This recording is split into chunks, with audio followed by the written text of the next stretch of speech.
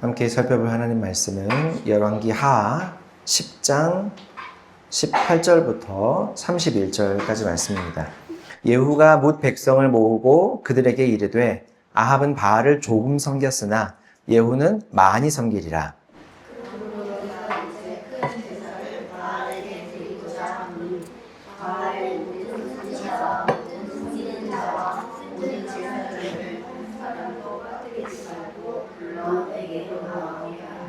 모든 오지 아니하는 자는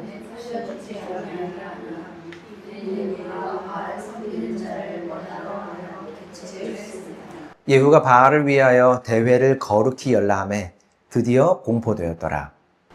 예후가 온 이스라엘의 사람을 두루두루더니 바알을 섬기는 모든 사람이 하나도 빠진 자가 없이 다 이르렀고 우리가 바알의 신당에 들어가매 바알의 신당 이쪽부터 저쪽까지 가득하였더라.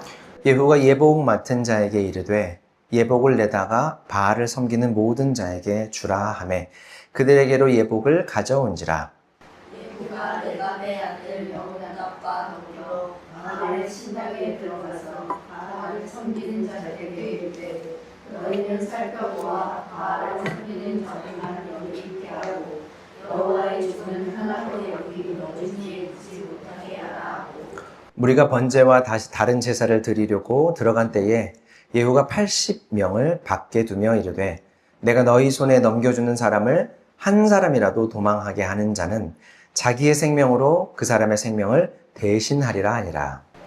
번제드리기를 다음에 예후가 후리병과 지휘관들에게 이르되 들어가서 한 사람도 나가지 못하게 하고 죽이라 하매 후리병과 지휘관들이 칼로 그들을 죽여 밖에 던지고 바알의 신당이 있는 성으로 가서 바알의 신당에서 목상들을 가져다가 불사르고 바알의 사랑을 명 바알의 신당을 하면서 벽돌을 흔들었더니 오늘까지 이르니라. 예후가 이와 같이 이스라엘 중에서 바알을 멸하였으나 이스라엘에게 범죄하게 한 느밧의 아들 여로보암의 죄, 베델과 안에 있는 금송아지를 섬기는 죄에서는 떠나지 아니하였더라. 여호와께서 예후에게 이르시되 내가 나 보기에 정직한 일을 행하되 잘 행하여 내 마음에 있는 대로 아합 집에 다 행하였은즉 내 자손이 이스라엘 왕위를 이어 4대를 지내리라 하시니라. 그러나 예후가 전심으로 이스라엘 하나님 여호와의 율법을 지켜 행하지 아니하며 여로보암이 이스라엘에게 범하게 한 그 죄에서 떠나지 아니하였더라. 아멘. 우리가 지난주까지 7장을 살펴봤죠. 자, 오늘 우리가 읽은 이 열왕기하 10장까지는 7장 이후에 8장, 9장, 불과 2장밖에 지나지 않았지만 그 사이에 좀 굵직굵직한 사건들이 있어서 빠르게 한번 그 사건들을 짚어보고 넘어가겠습니다. 자, 먼저 북이스라엘을 오랫동안 괴롭혀왔던 아람 왕 베나닷이 드디어 죽었습니다. 남 죽은 소식을 기뻐하는 게 좀 그렇지만 이스라엘 입장에서는 어찌 보면 알턴니가 좀 빠진 것 같기도 하겠죠. 하지만 그의 최후가 굉장히 비참했어요. 사실 대부분의 고대 왕들의 말로가 별로 그렇게 좋지 않았습니다. 최고 권력을 가졌던 자리였기 때문에 늘 그 권력을 노리는 자들의 표적이 되는 것이 사실이었죠. 자, 베나닷은 병에 걸려서 죽음을 앞두고 놀랍게도 자신이 그토록 미워했던 선지자 엘리사에게 자신이 어떻게 될지 자신의 운명을 물었어요. 신하 하사엘이라는 사람을 보내서 많은 선물을 가지고 가 엘리사에게 내 운명에 대해서 좀 묻고 와라. 이렇게 했죠. 하지만 엘리사는 이번에도 선물에는 전혀 관심을 보이지 않았습니다. 그리고 하사엘에게 묘한 말씀을 하나 전해요. 왕은 병에서 낫게 될 수도 있지만 그러나 하나님께서 반드시 그를 죽게 하실 겁니다. 실제로 베나닷은 죽긴 했지만 병으로 죽지 않았습니다. 대신 방금 엘리사에게 보냈던 자신의 신하 하사엘이 그를 죽이고 왕위에 오르게 되었어요. 엘리사는 이미 하사엘이 이스라엘을 괴롭게 할 것이다 라는 예언을 해줍니다. 처음에는 자신이 그런 일을 할 리가 없다면서 부인하던 이 하사엘은 결국 자신의 주군을 살해하고 아람의 왕의 자리에 앉게 됩니다. 이렇게 아람은 새로운 왕조 시대를 열었고 예언대로 이후에도 이스라엘과 끊임없이 대립하는 나라가 되었어요. 남유다에도 새로운 왕이 세워졌습니다. 바로 여호사밧 왕의 아들 여호람이라는 사람입니다. 그는 북이스라엘 아합 왕의 딸과 혼인하여 아합의 사위가 되었고 아내의 그 가문의 영향으로 바알 숭배를 계속해서 이어간 왕이었습니다.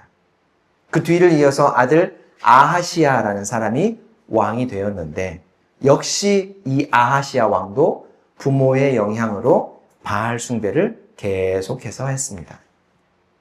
성경은 이들을 향해서 하나님 보시기에 그들이 악을 행하였다라는 평가를 남깁니다. 아하시아는 북이스라엘의 왕 요람과 동맹을 맺고 아람의 새로운 왕 하사엘과 싸우다가 함께 전선에 나섭니다. 요람이 부상으로 치료를 받으러 이스라엘로 돌아왔을 때 아하시아도 그를 문병차 찾아가요. 그런데 바로 그때 하나님의 계획이 이루어지기 시작합니다. 엘리사 선지자는 직접 전장에 나가지는 않고 제자 하나를 보내서 장수 예후를 기름 부어 왕으로 세워버리죠. 왕이 전선에서 잠시 치료차 물러난 상황에서 국방부 장관격인 이 예후를 왕으로 세운 거예요. 얼핏 보면 좀 이상한 일처럼 보이지만 사실 이 일은 이미 오래전에 예언되었던 사건입니다. 갈멜산에서 바알 선지자들과 대결을 한 후 낙심해서 자리를 피해 있던 엘리야 선지자에게 하나님께서는 이런 예언을 하셨어요. 예후를 이스라엘의 왕으로 세워라. 예후는 곧바로 왕으로 추대가 되었고 요람과 아하시아는 반란 소식을 듣고 그 자리를 피해 도망치다가 결국 예후의 손에 죽임을 당하게 됩니다. 아하시아 역시 아합의 외손자였기 때문에 그의 죽음은 곧 아합 가문에 대한 하나님의 심판의 시작을 알리는 것이었죠. 이어 아합의 아내 이세벨도 예후에게 죽임을 당해요. 이 예후가 이스라엘로 들어오는 것을 보고 이세벨은 창밖으로 그에게 조롱하는 말과 그를 비웃는 말들을 막 쏟아냅니다. 그래서 비참한 죽음을 맞이하죠. 가만히 보면 굉장히 대담한 여인이었지만 그 대담함을 언제나 악을 행하는 데만 사용을 했었죠. 이스라엘을 하나님으로부터 떼어내서 바알을 섬기게 했던 여인, 하나님의 뜻을 정면으로 거슬러 대적했던 여인의 최후는 그렇게 비참한 결말을 맞고 말았습니다. 자, 이제 오늘 우리가 읽은 열왕기하 10장 말씀인데요. 예후를 통해서 행하시는 하나님의 심판이 계속 이어지고 있는 장면입니다. 예후는 사마리아에 있던 아합의 아들 70명을 제거할 계획을 세웁니다. 그는 관리들과 원로들에게 편지를 써서 보내고 그들에게 이렇게 도발을 해요.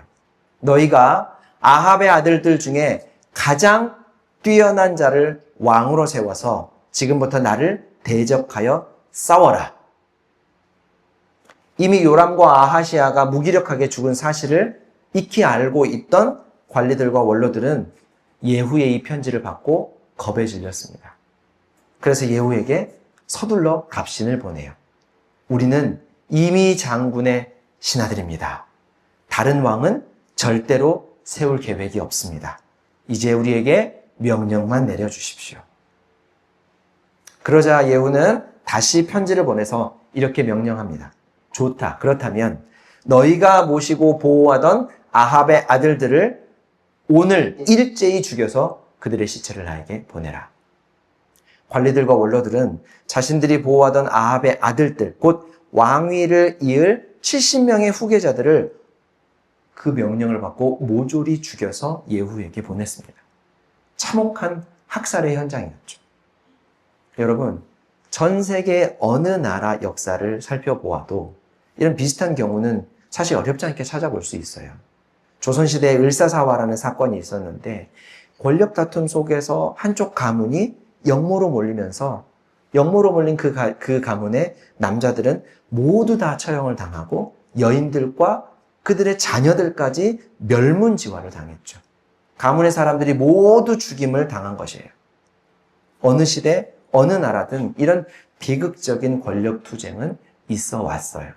그런데 문제는 성경, 하나님의 말씀에 왜 이렇게 잔혹한 사건이 기록되어 있느냐 하는 것이죠. 그리고 그것도 하나님께서 직접 엘리야를 통해 예언하시고 예후를 통해 끔찍한 학살을 일으켰다라는 게 문제인 거죠. 우리가 이 문제에 대한 올바른 답을 찾기 위해서는 왜 이런 일들이 일어났는지를 잘 살펴보아야 하는데, 이 일이 우리 인간 사회에서 어렵지 않게 볼 수 있는 앞서 얘기했던 권력 투쟁의 한 장면일 뿐인가, 아니라면 무엇을 의미하고 있을까를 잘 생각해 봐야 합니다. 자, 여러분, 왜 아합 가문의 사람들, 특히 아합의 아들들이 한날 한시에 모조리 죽임을 당해야 했을까요? 예후가 그들을 죽이고 이스라엘의 왕이 되기 위해서 꾸민 반역이었습니까? 그렇지 않죠.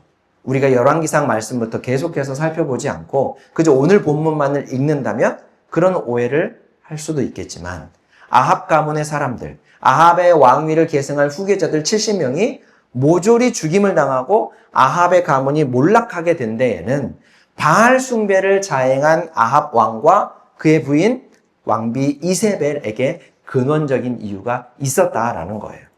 앞서도 말씀드렸지만 이 두 사람은 이스라엘의 왕과 왕비로서 하나님을 대신해서 이스라엘 백성들을 다스릴, 그들을 보호하고 섬길 의무가 있는 사람들이었습니다. 백성을 잘 돌보고 공평하고 정의로운 나라를 이루어 나가야 할 의무를 가진 사람들이죠. 무엇보다 이 모든 의무를 하나님을 잘 섬기는 신앙 안에서 지켜나가야 했던 사람들입니다. 이스라엘 백성들이 하나님과 긴밀하고 친밀한 관계를 맺으면서 하나님의 말씀에 잘 따라 살아가도록 돕는 역할을 해야 했던 사람들이 바로 왕과 왕비였다는 거예요. 하지만 이 사람들은 오히려 이스라엘 백성들을 하나님의 품을 벗어나 도내신 바알을 섬기게 했던 사람들이죠. 그래서 하나님은 아합과 이세벨의 가문, 이 두 사람뿐만 아니라 그들의 가문을 심판하기로 결정하셨던 거예요. 그러자 아합은 하나님이 두려워서 자신의 잘못을 뉘우치는 스탠스를 취합니다. 그러자 진심 어린 회개가 아니라는 것을 하나님은 알고 계시지만 하나님은 긍휼한 마음이 많으셔서 자비를 베푸셔요. 자비라는 말을 불교에서 흔히 많이 사용을 하다 보니까 왠지 우리 기독교에서 사용하면 좀 이질감을 느끼는 경우가 있는데, 성경에서 말하는 자비라는 말의 뜻은 마땅히 받아야 할 처벌을 사해주는 것, 용서해주는 것을 가리켜서 하나님의 자비하심이다 라고 말을 해요. 자, 그러니까 백성들을 우상숭배의 길로 인도한 악한 아합에게 하나님께서 내릴 벌을 용서해 주셨다, 잠시 미루어 주셨다라는 것이죠. 아니, 용서해 주셨는데 그러면 왜 다시 심판을 하십니까? 그건 용서가 아니지 않습니까? 우리가 잘 아는 것처럼 아합은 그 이후에 조금도 변하지 않았습니다. 태도를 바꿔서 다시 바알 숭배를 계속했죠. 만약에 그의 이런 악한 행동이 자신에게만 국한된 것이라면 이렇게까지 무시무시한 심판을 하나님으로부터 받지 않았을지도 몰라요. 그런데 그의 악행으로 인해 자신, 그리고 가문, 더 나아가서 온 이스라엘 백성들까지 하나님을 떠나게 했기 때문에 하나님으로부터 심판을 받게 되었다라는 겁니다. 자, 여러분, 우리 사회법에서도 죄질이 나쁘면 나쁠수록 다른 사람에게 더 큰 피해를 주면 줄수록 어떻게 됩니까? 처벌의 형량이 훨씬 무거워지고 늘어나게 되죠. 물론 죄는 무거우나 가벼우나 매한가지로 죄이지만 동네 편의점에서 사탕 한 개를 훔친 것과 다른 사람의 목숨을 앗아간 죄는 엄연히 같은 죄라고 할 수가 없는 거죠. 마찬가지로 아합과 이세벨이 하나님의 품에 있던 이스라엘 백성들을 바알의 품으로 떠나게 한 일은 그 시대의 사람들뿐만 아니라 지금 우리가 살펴본 대로 자손 대대로 그의 아들의 아들들의 아들들이 물려받고 사위와 딸들이 물려받고 또 그의 아들들이 물려받아서 너무나 큰 죄의 파급 효과를 만들어내고 있었던 것이죠. 그로 인해서 수없이 많은 사람들이 하나님을 떠나서 파멸의 길로 가게 되었던 거예요. 여러분, 악을 심판하는 일은 지극히 정의로운 일이에요. 그래야 더 많은 피해를 막을 수 있고 또 다른 악을 예방할 수도 있기 때문이죠. 우리 성경을 같이 한번 읽어볼게요. 잠언과 전도서의 말씀을 우리 차례로 한번 읽어보도록 하겠습니다. 의인이 많으면 백성이 기뻐하지만 악인이 권세를 잡으면 백성이 탄식한다. 사람들은 왜 서슴지 않고 죄를 짓는가? 악한 일을 하는데도 바로 벌이 내리지 않기 때문이다. 잠언 29장 2절 말씀과 전도서 8장 11절 말씀이에요. 전도서 8장 11절의 말씀을 우리가 잘 알고 있는 프랑스의 대문호 알베르 까미도 알고 있었는지 몰랐었는지 모르겠지만 그도 이런 말을 했어요. 오늘의 죄를 벌하지 않으면 내일의 범죄에 용기를 주는 꼴이 되고 만다.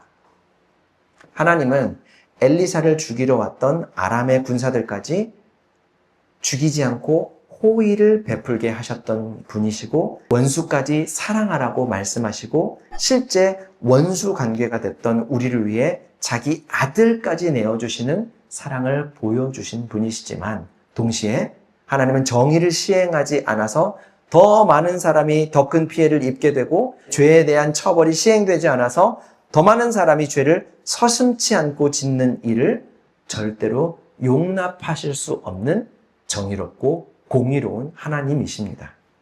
더구나 너무나 사랑하시는 하나님의 백성들이 하나님을 떠나는 일을 절대로 가만두고 보실 수 없는 분이에요. 그래서 하나님은 아합의 가문을 멸하심으로 악한 길로 가는 백성들을 가로막아 보호하시고 정의를 시행하셨던 겁니다. 또 한편으로는 악인들이 서슴지 않고 악을 행하는데도 불구하고 그들이 심판을 받지 않으면 피해를 입은 사람들은 얼마나 그들을 보면서 억울하고 두려움에 떨며 고통하는 삶을 살아야 하겠습니까? 하나님께서 정의를 시행하시는 것은 이러한 이유들 때문이죠. 예후는 그렇게 이스라엘이 바알 숭배에 빠지게 된 원흉에게 하나님의 심판을 시행했습니다. 그러나 이게 전부가 아니었어요. 그동안 아합과 이세벨이 뿌려놓은 우상 숭배의 씨앗들이 이스라엘 곳곳에 뿌리를 내리고 있었던 거죠. 이제 그 악의 뿌리들을 제거할 차례입니다. 예후는 백성들을 모아서 이런 말을 해요. 아합은 바알을 조금밖에 섬기지 않은 왕이었지만 나 예후는 그보다 훨씬 더 열심히 바알을 섬길 것이다. 아니 이게 도대체 무슨 얘기입니까? 백성들은 이 말에 얼떨떨했을 거예요. 우리가 생각한 것처럼요. 바알 숭배의 원흉이었던 아합 가문을 멸문시킨 예후가 지금 이런 말을 하고 있는 거예요. 백성들도 그것 때문에 아마 굉장히 얼떨떨한 생각을 하고 있었겠죠. 예후가 말을 이어갑니다. 자, 그러니 지금부터 바알의 예언자들, 바알 산당의 종사자들, 제사장들을 모두 한 자리에 불러주십시오. 바알 신에게 성대한 제사를 드리게 될 겁니다. 단 한 명도 빠짐없이 전국에 흩어져 있는 바알 종사자들을 다 모아서 지금까지 없었던 성대한 제사를 우리가 바알에게 드립시다. 이 말을 들은 백성들과 바알 숭배 종사자들은 아마 큰 기대감을 갖지 않았을까 싶어요. 이전보다 자신들이 더 왕과 바알 숭배로 가까워지겠구나 하는 기대감이죠. 하지만 19절 후반부를 보면 예후의 본심이 기록되어 있어요. 예후는 바알을 섬기는 사람들을 죽이려고 속임수를 쓰고 있었던 것이다. 그렇죠. 예후는 일종의 종교개혁을 단행하고 있는 거예요. 하지만 엘리야 선지자를 통해 예언된 하나님의 말씀대로 아합 왕가의 자손들이 일제히 목숨을 잃는 일이 얼마 전에 있었기 때문에 바알 숭배 종사자들은 지금 어떻게 하겠습니까? 벌벌 떨고 다 흩어져서 숨어 있었겠죠. 그랬을 테니 오히려 이런 계획은 그들이 마음의 경계심을 풀고 다시 한자리에 모을 수 있게 하는 계기가 되는 거예요. 그래서 전국의 바알 숭배를 직업으로 갖고 있었던 바알 숭배 종사자들은 하나도 빠짐없이 바알 신전에 모여들었습니다. 신전이 가득 차게 되었어요. 그리고 예후는 바알 선지자들에게 좋은 예복을 입히고 혹시 여호와 하나님을 섬기는 종들이 있다면 여기서 나가십시오. 이렇게 명령을 합니다.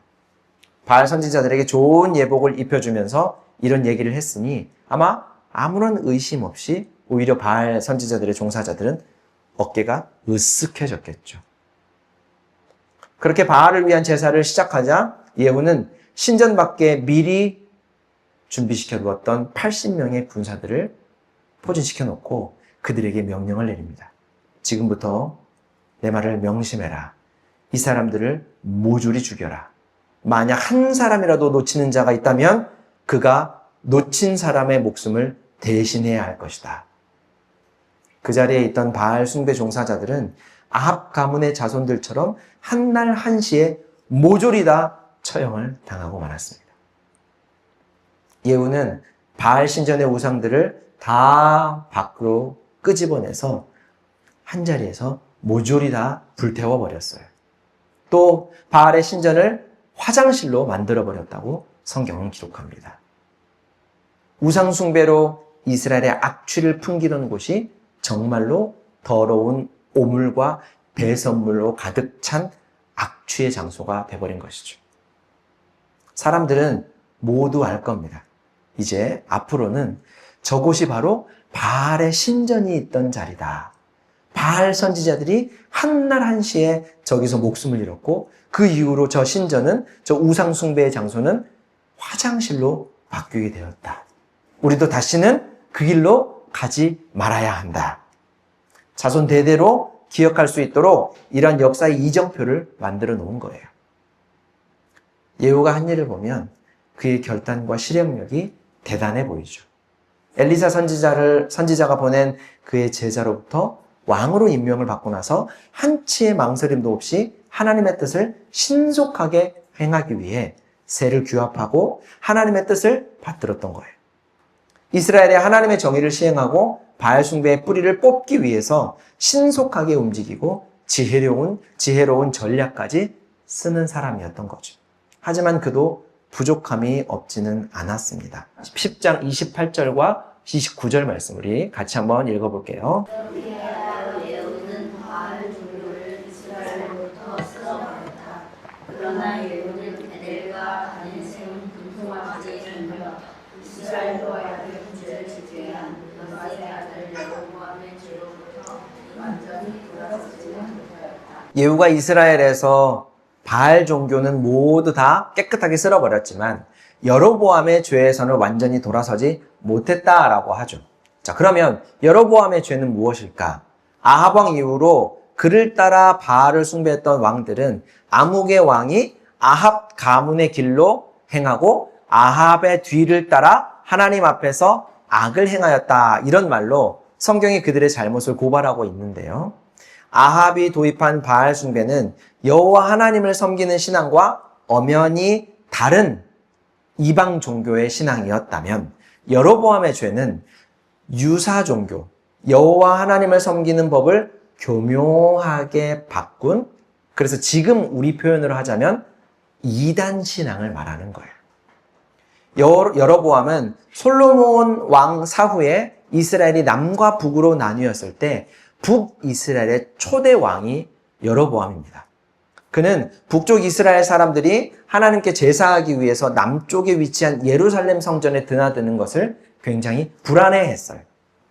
예루살렘에 드나들다가 남쪽에 계속 왔다 갔다 하다 보면 자연스럽게 남쪽 유다 사람들에게 동화되어서 자신들의 통치를 버리게 될 것을 우려하고 그는 자신의 왕권과 나라의 존립을 지키기 위해서 금송아지를 하나님이라고 지칭하면서 새로운 종교를 만들어 내버렸던 겁니다. 지금도 우리 사회에서 어렵지 않게 볼 수 있는 이 기독교 이단들의 행태가 기독교 이단들의 행태와 비슷해요. 우리와 같은 성경을 보고 대부분 비슷한 예식의 형태들을 가지고 있지만 성경에 하나님이 특정 사람에게 임했다라고 그가 하나님이다라고 말하는 것. 이렇게 말로만 들으면 와, 어떻게 그렇게 어리석은 생각을 할 수 있지? 어떻게 그렇게 어리석은 믿음을 가질 수 있지? 라고 생각할지 모르지만 보통의 정통 교회 안에도 이런 행태들이 팽배하다는 것을 우리가 잘 알아야 됩니다. 흔히 교회는 담임 목사 중심이어야 된다라는 말, 하나님 중심, 말씀 중심, 교회 중심, 담임 목사 중심 이런 말들을 버젓이 하는 정통 교회들이 수두룩합니다. 근데 이거 여러분 무시무시한 말입니다. 이런 말들이야말로 여로보암의 죄를 짓고 있는 것이고 하나님은 절대로 이런 행태를 가만두고 보시지 않습니다. 우리 교회가 속한 대한예수교 장로회는 장로회라고 하는 것이 어떤 신학의 형태이기도 하지만 사실 이 장로회라는 이름은 정치 형태를 말하는 거예요. 그래서 이 대한예수교 장로회는 대의민주주의를 가장 확실하게 시행하고 있는 교회의 정치 형태입니다. 그래서 교회는 하나님의 말씀을 붙들고 살아가지만 목사와 장로와 권사와 집사와 성도와 어린이와 노인과 모두 다 어떤 사람이건 할 것 없이 더 높고 낮은 지위를 갖지 않고 모두 다 하나님 앞에서 한 사람일 뿐, 한 죄인일 뿐, 은혜가 필요한 한 사람일 뿐, 더 높은 사람, 더 낮은 사람, 더 중요한 사람, 덜 중요한 사람이 없다라고 하는 거예요.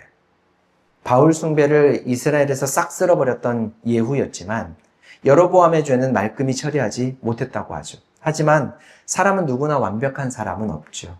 그가 바알 숭배를 뿌리 뽑고 하나님의 정의를 시행하는 일에는 정치적 목적이나 의도를 갖지 않았어요. 만약에 그랬다면 이스라엘에 만연했던 바알 숭배를 뿌리 뽑을 게 아니라 아합의 가문만 제거하고 그러니까 자신의 정적으로 우려가 되는 그 사람들만 제거하고 바알을 적극 장려해서 아마 더 많은 사람들의 지지를 얻었어야 합니다. 하지만 그렇게 하지 않았던 것은 이 일만큼은 하나님의 뜻에 순수하게 예후가 순종했다라는 거예요. 그래서 30절과 같은 평가를 그는 받았습니다. 우리 30절 말씀을 같이 한번 읽어볼게요. 주 여호와께서 예후에게 이르시되 내가 나보기에 정직한 일을 하되 잘 인하여 내가 안에 있는 대로 아합시대를 다 행하였은즉 내 자손이 이스라엘 왕 위에 이어 4대를 지내리라 하시니라. 혹시 이 말씀에 여러분 눈에 띄는 단어 하나가 있지 않습니까? 눈에 띄는 단어. 자손. 4대? 내 마음에 있는 대로. 우리가 특별하게 좀 살펴보았던 단어 하나가 있었는데 정직이죠. 정직. 하나님의 약속을 믿고 뜻에 따랐다. 고든 길로 걸었다. 라는 뜻으로 성경이 정직이라는 말을 썼다고 했어요. 예후는 적어도 바알 숭배로 얼룩진 이스라엘에 대한 책임이 있는 아합과 이세벨 그리고 그의 가문을 자신을 통해 하나님이 심판하신다라고 하는 하나님의 뜻을 잘 알고 믿고 시행했던 겁니다. 하지만 오늘 본문 바로 앞에 있는 12절 17절을 보면 예후도 사마리아로 가던 길에 유다의 왕 아하시아 가문의 친족들 42명을 만나게 되는데 예후는 그들도 무참히 죽여버려요. 아하시아의 아들들도 아닌데 그들을 죽인 것은 훗날 보복에 대한 싹을 자르려는 정치적 의도가 있었던 거죠. 이것은 철저하게 정치적인 계산이고 하나님의 말씀에 속해 있지 않는 판단이에요.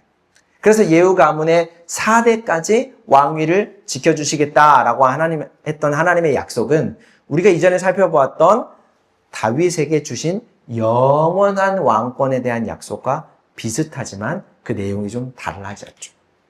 자, 사랑하는 성도 여러분, 예후를 통해 시행된 아합 가문의 심판을 보면서 우리는 하나님의 나라가 어떤 나라인지를 생각할 수 있어야 합니다.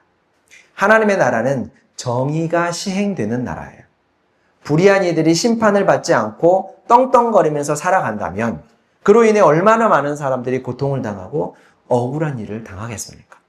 얼마나 많은 사람들이 두려움과 분노에 몸서리치겠어요. 또 심판받지 않는 악인과 그들의 악행이 빚어내는 악의 파급 효과가 얼마나 더 많은 악을 양산하고 사회를 죄악으로 물들게 하겠습니까? 그래서 하나님은 반드시 악을 심판하십니다. 하나님은 지체하지 않고 정의를 시행하셔요. 다만 하나님은 긍휼과 자비가 풍성한 분이시기 때문에 죄인들이 자신의 잘못을 진심으로 뉘우치고 돌이켜 하나님 앞에 나아오면 그들을 받아주시고 진노와 심판을 거두십니다. 그래서 하나님의 나라는 심판과 긍휼, 정의와 긍휼이 공존하는 나라예요. 현실 세계에서는 종종 심판받아야 마땅한 악인들이 오히려 더 잘 되고 칭찬받고 상 받아야 할 것 같은 의인들은 어려운 일을 당하는 현실을 보면서 우리가 좌절하기도 하지만 하나님의 나라는 절대 그렇지 않다는 거죠. 우리는 구약 성경을 보면서 심판하시는 하나님을 무섭게 생각하거나 잔인하게 생각할 때가 있어요. 반대로 정의가 실현되지 않는 것 같아서 현실에서 답답함을 느낄 때도 있습니다. 하지만 만약 하나님이 긍휼한 마음을 갖지 않고 있다면 세상 그 어떤 누가 하나님의 심판을 피할 수 있는 사람이 있겠습니까? 지금 이 자리에 저를 비롯한 여러분들 중에 누가 하나님의 심판을 피해서 살아갈 수 있겠느냐는 거죠. 또 하나님은 한없이 긍휼하시기 때문에 오래 참으시다가 정의를 실현해야 하는 순간에는 잠깐도 지체하지 않고 시행하시는데 그런 하나님을 잔인하다거나 무섭게만 생각한다면 우리 삶의 정의는 자취를 감추고 말 겁니다. 우리 예수님의 십자가를 보면 이를 가장 명확하게 확인할 수 있어요. 예수님께서 십자가에서 보여주신 희생과 사랑은 죄에 대한 하나님의 철저한 심판을 보여줌과 동시에 자신의 아들을 죽이시면서까지 죄인을 구원하시는 긍휼과 자비의 마음을 볼 수가 있는 거죠. 예수님의 십자가가 심판과 자비, 정의와 긍휼의 하나님의 나라를 가장 명확하게 볼 수 있는 거울이라는 거죠. 하나님은 예후를 통해 하나님의 심판, 정의를 시행하신 것처럼 우리를 통해서도 일하시기를 원합니다. 우리가 불의 앞에 섰을 때 하나님은 우리를 통해 하나님의 통치, 정의로운 통치를 세상에 나타내시기를 원해요. 혹 내게 돌아올 불이익이나 불편 때문에 정의에 대해 눈을 감는 것은 그리스도인의 모습이 아닙니다. 우리도 예후처럼 완벽한 사람은 아니죠. 하지만 하나님 앞에서 정직하게 우리를 지키시겠다고, 그러니 두려워하지 말라고 하신 하나님의 약속을 믿고 정의를 실천할 때 하나님은 약속하신 일들을 우리 삶에서 이루신다는 거죠. 우리를 돌보시겠다라고 약속하신 그 약속을 하나님은 반드시 지키시는 분입니다. 그러니 이를 믿고 행하며 하나님의 나라를 살아가는 우리 모두가 되시길 주님의 이름으로 축원합니다. 사랑과 은혜가 풍성하신 하나님 우리 아버지, 우리를 정의롭고 자비로운 하나님 나라 백성으로 삼아주시는 은혜 감사합니다. 불의하고 무자비한 일들이 버젓이 자행되는 세상 속에서 정의롭고 자비로운 나라의 영원한 삶을 기대하며 하루하루를 살게 하심도 감사합니다. 지금 여기 이 세상에서부터 하나님 나라의 통치에 따라 불의에 맞서고 정의로운 선택을 하며 살아가게 하여 주옵소서. 원수였던 우리를 사랑하신 하나님을 닮아 오직 사랑으로 평화를 이루어 나가는 거룩한 삶을 살게 하옵소서. 그리하여 우리 삶을 통해 하나님의 거룩한 빛, 정의와 긍휼의 빛이 세상에 비추어지게 하여 주옵소서. 예수님의 이름으로 기도합니다. 아멘.